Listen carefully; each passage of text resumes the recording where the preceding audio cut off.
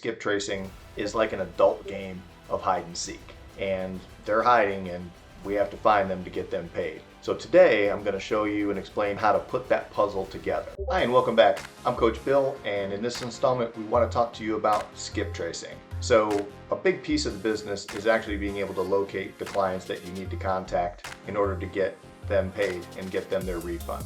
Basically, skip tracing is like an adult game of hide and seek, and they're hiding and we have to find them to get them paid. You want to kind of always put yourself in the client's perspective and their frame of mind, in that they got foreclosed on. Life has not been good to them, and in most cases the foreclosure is not the only bad thing going on. There's other bill collectors looking for them, so sometimes they're not easy to find. So you really have to kind of put your private investigator hat on, dig deep, and know where to locate these people. So today I'm going to show you and explain to you how to skip trace and how to put that puzzle together, because it truly is putting together a puzzle of the where they're at. So for starters, you're going to use this really cool tool. You might have never heard of it. It's called Google, right? Go to Google, look them up, and see what Google says. That's where you're going to want to start.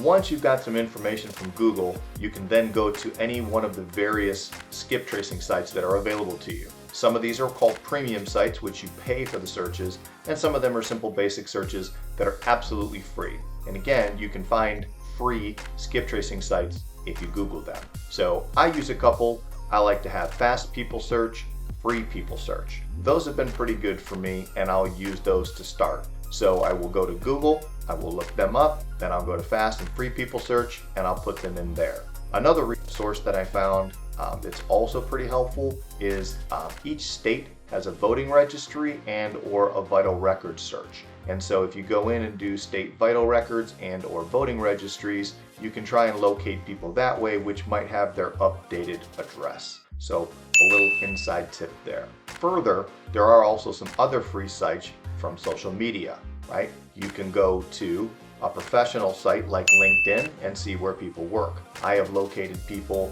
at their place of employment because I could not figure out their residency, messaged them on LinkedIn, explained who I was, they searched my profile, and from there the rest falls into place. I also will check Twitter, I will check Facebook, I will also check Instagram, and believe it or not, I will also go and look people up on TikTok. Now, some of your clients are going to be older. Maybe they passed away, but they have heirs, children, and then those children also have children, which would be the grandchildren of that estate. And I promise you, someone in that family is using social media. So you can message people via Twitter, you can message people on Facebook, right? Not so much on TikTok, but it will help solve some mysteries. Again, you want to think of this as a puzzle, and you're trying to put all those pieces together to complete a picture. And that picture is the location of where your client is at. Okay? Now, when it comes to the skip tracing sites, as I mentioned, there's going to be a couple free sites that you can use. Again, Fast People Search, Free People Search. Then you have some premium sites. One that is a little bit on the lower end, but decent in terms of quality, is called Ben Verified. I use this site, and it's very helpful. And then I have a little bit more premium site that I use called Tracers. Now, again, you can go crazy using premium sites to locate clients, so it's all about how much money it is that you want to spend. So what I'm going to suggest to you is that you start with the free stuff. This is going to be the easiest and cheapest way for you to go. Again, go to Google, look people up on Google, then go to the social media sites, because if you can find somebody on Facebook and message them there, you're going to be in pretty good shape. Once you've exhausted all of your social media outlets, you can go over to your free skip tracing sites, put the information in there. Another thing I'm going to suggest that you do when it comes to the skip tracing sites is skip yourself, because what you're going to find is the way in which the information is reported is going to be a little bit different from what you probably will have anticipated. When I skip traced myself, what I found is the cell phone that I've had for 15, 20 years didn't report as the most recent number. Why? Because it was not. However, landlines and all these other numbers that I've had over the years have all been disconnected, but that cell phone is a constant. So sometimes when you're reaching out to a client, you might have 5, 10, or even 15 phone numbers to call. Guess what? Call them all. Call every number that you have, send an email address to every email address you have, and if you're so advanced, you can even send a letter. I do pretty well with physical mail, and if I think I have an address that's correct, I will send an old school snail mail paper letter to a house. And guess what's going to happen? It's either not coming back and I know that I found the right address for my client, or it's going to be a return to sender and it gets kicked back to me. And what does that tell me? It tells me that I have not found the right address for my client and I need to keep digging. So once you have found your surplus funds and then you get into skip tracing, it's a pretty fun and interesting game to play with your client. You're going to find that it's going to take you a little time to get good at it, because what you're going to find is one little piece of information is correct on every little site that you go to. So you're not just going to be able to go to one site, get all the information, piece of cake, hit it in one shot, find your client, make a phone call, and close your deal.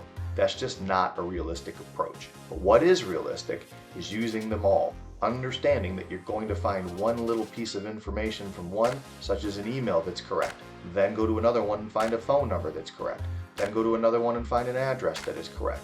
And if you go to 3 or 4 sites and the information is matching across the board, odds are that you found the right address and the right phone number. The phone number is going to be easy enough because it's going to answer or be disconnected, and then you can call and or send a text message to that client to reach out to them and let them know that they've got some surplus funds available. So the skip tracing game is interesting, the skip tracing game is fun, and once you get good at it, this is going to be a step in the process that's going to separate you from everybody else, because a lot of people will make a phone call or send an email and simply put the lead aside and go to the next one and just go and go and go. But if you find a $30,000, $40,000, $50,000 surplus case and you're having a hard time finding that client, guess what? So is everybody else. Which means if you dig deeper and stick with it and your persistence, right, is stronger than the resistance, you're going to be able to find that client eventually.